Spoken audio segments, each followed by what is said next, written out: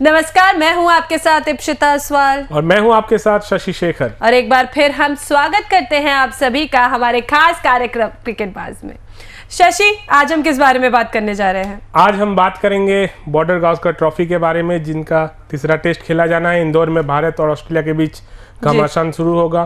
तो शशि, चलिए शुरुआत करते हैं। सबसे पहले तो ये बताइए कि ये जो टेस्ट मैच है इंडिया के लिए कितना जरूरी है? बहुत जरूरी है। ये इंदौर टेस्ट मैच जो होने वाला है बॉर्डर गावस्कर ट्रॉफी का, ये तीसरा टेस्ट मैच है, जिसको भारत के लिए जितना इतना इम्पोर्टेंट है कि इससे भारत को 3 स्तर पर फायदा होगा।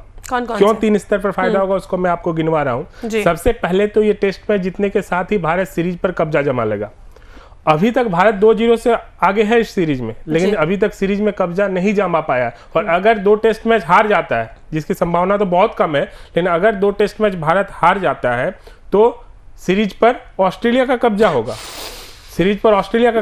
भारत के लिए टेस्ट मैच जीतना बहुत जरूरी है और भारत इस टेस्ट मैच को जीतने के साथ ही इस सीरीज पर कब्जा जमा ही लेगा।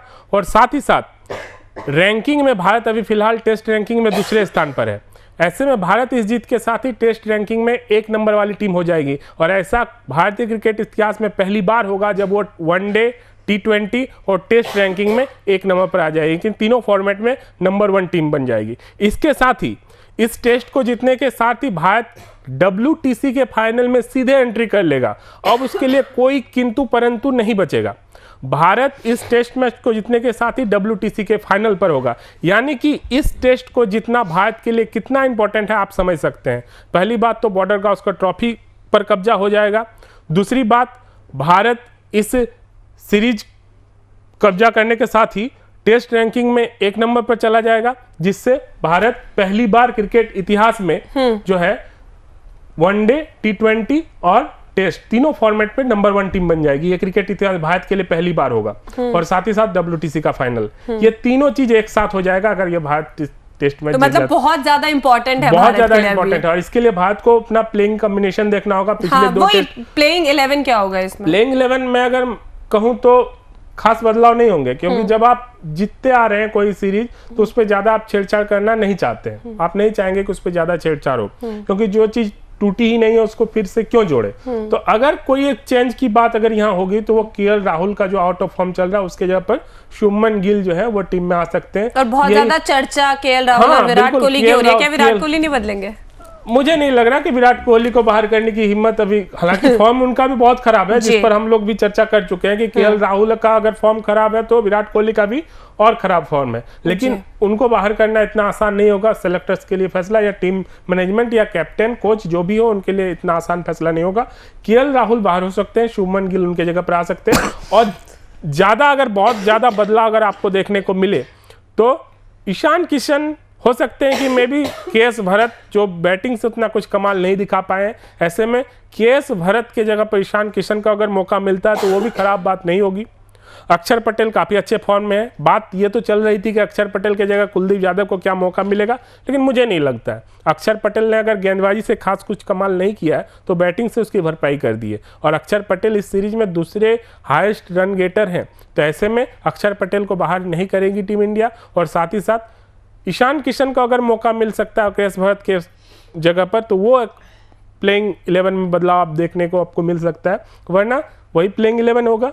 KL राहुल के जगह पर शुभमन गिल टीम के जो है प्लेइंग 11 का हिस्सा हो सकता है। और आपको क्या लगता है कि शुभमन गिल पे खास फोकस रहेगा इसमें, क्योंकि उनको बहुत बड़ा मौका मिल रहा है कि कह सकते हैं? बिल्कुल, KL Rahul out of form है, उनके जगह पर शुभमन गिल को मौका मिल सकता है। ऐसे में शुभमन गिल के पास ये मौका होगा कि ना इन टेस्ट मैचों में अच्छा प्रदर्शन करके अगले टेस्ट में जगह बनाए, बल्कि WTC का फाइनल, उस पर भी उसकी दावेदारी बनेगी। जैसे ही इस पर अच्छा परफॉर्मेंस वो कर लेंगे सीधे, क्योंकि इसके बाद कोई टेस्ट मैच नहीं खेला जाना, इसके बाद सीधे IPL में जाएंगे।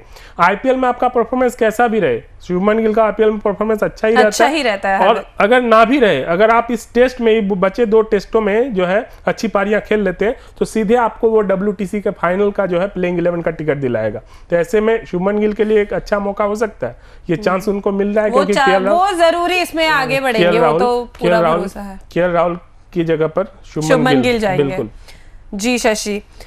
तो शशि, हमें इतना तो पता चल गया है कि शुभमन गिल के लिए ये बहुत बड़ा मौका है। बिल्कुल। तो अब अभी हम बात कर रहे थे कि बुमराह के बारे में कुछ एक ऐसी बात है जो आप बताना चाहते हैं। जी, बुमराह जो एक टाइम पे इंडियन बॉलिंग अटैक का फ्यूचर माना जाता था, लेकिन आज एक बड़ी खबर आई है बुमराह को लेकर। खबर ये है कि वो आईपीएल से भी बाहर हो सकते हैं, डब्ल्यूटीसी के फाइनल से भी बाहर हो सकते हैं। पिछले कई महीनों से तो वो बाहर चल ही रहे हैं अपनी चोट के कारण। ऐसा क्यों? ऐसा क्यों? उनकी जो चोट लगी हुई थी, पीठ में जो चोट लगने के कारण वो पिछले कई महीनों से टीम इंडिया से बाहर चल रहे थे। तो ऐसे में एक खबर आज सुबह ये आई कि आईपीएल से भी वो बाहर हो जाएंगे, इसके साथ ही डब्ल्यूटीसी से भी बाहर हो जाएंगे। ऐसे में क्रिकेट दिग्गज मान रहे हैं कि अगर इतना लंबा चोट किसी फास्ट बॉलर का चलता है और जिस तरह से बुमराह जिस एक्शन के साथ बॉलिंग करने के लिए जाने जाते हैं, ऐसे में ये चोट से जल्दी वो उबर नहीं सकते। ऐसे में मेरा जो कहना है कि भारतीय क्रिकेट कंट्रोल बोर्ड की लापरवाही के चलते बुमराह जो इस वक्त एक वक्त पर बॉलिंग अटैक का जो है फ्यूचर माना जाता था, उसको भारतीय टीम खोने जा रही है। खोने इसलिए जा रही है क्योंकि जिस चोट से वो गुजर रहे हैं, जिस पिछले कई महीनों से वो टीम से बाहर है, ऐसे में उसके लिए वापसी करना उनके लिए आसान नहीं होगा और उसका जिम्मेवार सिर्फ भारतीय क्रिकेट कंट्रोल बोर्ड है। क्यों भारतीय क्रिकेट कंट्रोल बोर्ड है, ये मैं आपको बता रहा हूँ कि वर्कलोड मैनेजमेंट पर कभी ध्यान ही नहीं दिया गया।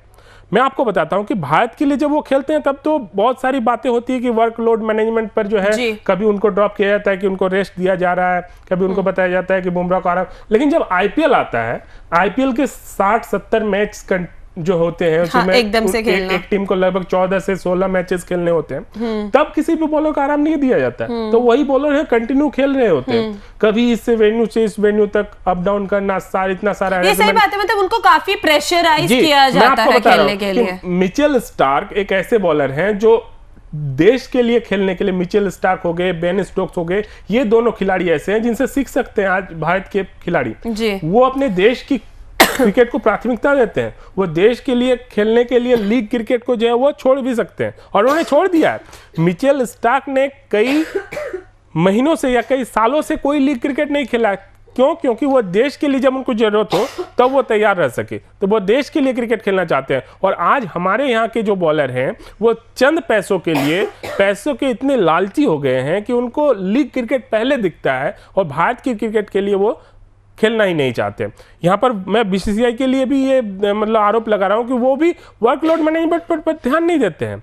वो भी जो फ्रेंचाइजी जो मालिक होते हैं, टीम के मालिक होते हैं, उनसे बात नहीं करते हैं कि क्यों हमारे ये प्रमुख बॉलर हैं, इनको आप जो है रेस्ट दीजिए, इनको कुछ मैचेस खिलाइए। इस पर वो बात नहीं करेंगे। यानी कि बीसीसीआई को इस पर जो है दखलंदाजी करनी चाहिए थी। क्यों नहीं उन्होंने मुंबई क्रिकेट जो फ्रेंचाइजी है उनसे बात की कि हमारी ये प्रमुख बॉलर हैं, इनको आप थोड़ा रेस्ट दीजिए। वर्ल्ड कप है हमारा 2022 में, वो पूरा सारा आईपीएल का मैच खेले थे, उस साल वर्ल्ड कप भी होना था, तो इस पर बीसीसीआई को ध्यान रखना चाहिए था। वो फ्रेंचाइजी से बात करते कि, लेकिन उन्होंने भी बात नहीं की, जिसका खामियाजा आज भारत को भुगतना पड़ रहा है कि वर्ल्ड क्लास, वर्ल्ड लेवल का बॉलर आज चोट के कारण बाहर है और जब उनको देश के लिए उनको जरूरत होती है तो वो देश के लिए खेल ही नहीं पाते। लीग क्रिकेट खेलना एक बड़ा कारण है। तो इस बार का आईपीएल काफी ज्यादा दुखद होने वाला है क्योंकि एक तो ऋषभ पंत पहले चोट की वजह से नहीं खेल पा रहे हैं। वो तो एक एक्सीडेंट का शिकार हुए हैं, वो जल्द दुरुस्त होंगे और इस आईपीएल में अगर वो ना आ पाते हैं तो अगले आईपीएल तक फैंस को काफी ज्यादा बुरा लगेगा। बुमराह का जो ये चोट है, ये सीधा जो है वो टीम के वर्कलोड मैनेजमेंट पर ध्यान न देना एक बड़ा कारण है, जिसके कारण आज भारत को एक प्रमुख बॉलर जो थे बुमराह, उनको खोना पड़ रहा है। जब टीम को जरूरत है उनकी, तब वो टीम के चयन के लिए उपलब्ध नहीं है। तो शशि बिल्कुल आप ये सही कह रहे हैं, बीसीसीआई को तो कहना ही क्या है। बिल्कुल वर्कलोड मैनेजमेंट पर ध्यान देना चाहिए था। बुमराह जैसा बॉलर को अगर हम चोट के कारण खो दे तो ये हमारे लिए दुर्भाग्य होगा, क्योंकि बुमराह जैसा बॉलर रोज पैदा नहीं होते। सही बात है। मैं मानता हूं कि उनकी कमी को मोहम्मद शमी, सिराज या और जितने भी बॉलर उन्होंने उतना ज्यादा कमी खलने नहीं दिया है, लेकिन बुमराह का तोड़ कोई नहीं है। बुमराह जो यॉर्कर जिस लेंथ पे यॉर्कर कर सकते हैं, जितनी फुर्तीली के साथ वो गेंद करते हैं, जितना उनका यॉर्कर करने का जो एक क्षमता है, ज़्यादा यॉर्कर गेंदे डालने की, वो क्षमता और किसी बॉलर में नहीं है। तो ऐसे में बुमराह जैसे बॉलर को खोना, चोट के कारण नहीं होना, महत्वपूर्ण मौके पर जब इंडिया जो है वर्ल्ड कप खेलने जा रही हो, जो डब्ल्यूटीसी का फाइनल खेलने जा रही है, ऐसे मौके पर बुमराह का ना होना, ये जो सीधे तौर पर एक तो जो है खिलाड़ी का भी जो है लापरवाही है कि वो चुनते हैं लीग क्रिकेट, ज़्यादा ध्यान देते हैं पैसों के लिए, लीग क्रिकेट पर ज़्यादा भरोसा करते हैं। और साथ ही साथ बीसीसीआई भी जो है उस पर, जब टीम इंडिया के लिए खेलते हैं तब तो वर्कलोड मैनेजमेंट पर बहुत सारी बातें होती है कि इनको ये खिलाया जाना चाहिए, ये सीरीज नहीं भेजेंगे, लेकिन जैसे ही आईपीएल आता है तो बीसीसीआई आईपीएल के अलावा दिखता ही नहीं है किसी को कुछ भी, क्योंकि इससे पैसा कमाते हैं ना। चाहते हैं कि बुमराह आईपीएल का हर मैच खेले, क्योंकि बुमराह, विराट कोहली, ये सब जो है बिग फेस ऑफ आईपीएल बोल सकते हैं। वो अगर हर मैच में रहेंगे तो उससे बीसीसीआई की आमदनी होगी, क्रिकेट स्टेडियम में लोग जाएंगे, तो ऐसे में बीसीसीआई भी जो है पैसे के आगे नतमस्तक है, देखेगा, पैसे के आगे नतमस्तक है। यही एक कारण है कि बुमराह जैसा बॉलर आज चोट के कारण इतने दिनों तक जो है टीम इंडिया से बाहर है। जी बिल्कुल, उम्मीद करते हैं कि बुमराह स्वस्थ हो और खेले आगे। हम सब तो यही चाहते हैं, क्योंकि फैंस भी दिल से ये दुआ ही कर रहे हैं कि बुमराह ठीक हो। तो दर्शकों, फिलहाल के लिए आज इतना ही, वक्त हो गया है आपसे विदा लेने का। आपसे फिर मुलाकात होगी अगले एपिसोड में एक नए विषय के साथ। तब तक के लिए धन्यवाद।